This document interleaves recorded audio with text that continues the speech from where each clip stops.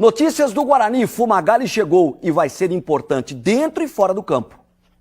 Primeira semana de treino, hora do time reformulado para o Campeonato Paulista começar a se entrosar, seja em pequenos grupos durante a corrida ou no bate-papo nos intervalos. Guarani já apresentou 10 reforços. Entre os novatos, um velho conhecido da torcida, Fumagalli, que no ano passado teve um bom desempenho na Americana, volta agora ao Bugre depois de 10 anos. Encontrei pessoas aqui da minha época ainda no clube.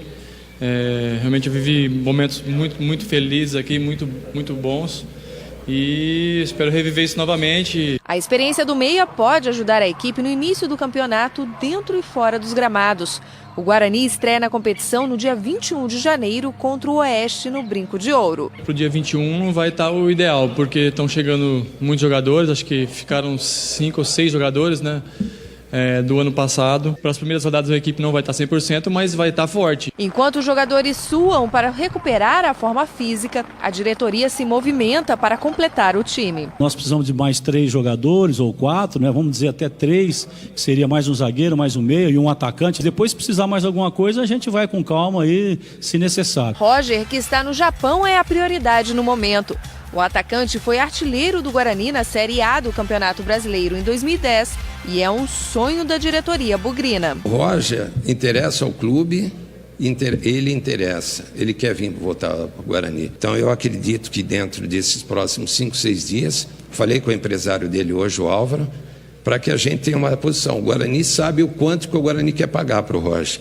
Agora precisa ver se o Caxima aceita pagar o restante do salário dele. O clube espera estar com o elenco completo até o meio da semana que vem, momento em que o grupo vai estar na pré-temporada em Jaguariúna. O mais importante numa pré-temporada, ou tão importante quanto o treinamento, é você pegar um grupo novo, totalmente reformulado e fazer um convívio social entre eles. Os jogadores concordam com os benefícios apontados pelo técnico, mas dizer que a felicidade longe da família é total é outra história. É um mal necessário, né? A gente reclama, mas tem que ter. Eu acho que é fundamental para o atleta a condição física. Então é importante você ir conhecendo o companheiro dentro e fora também, saber o que o companheiro gosta dentro e fora de campo, você vai se conhecendo mais. E a pré-temporada já começou. Os jogadores do Guarani já estão em Jaguariúna, onde treinaram pela manhã e vão treinar na parte da tarde.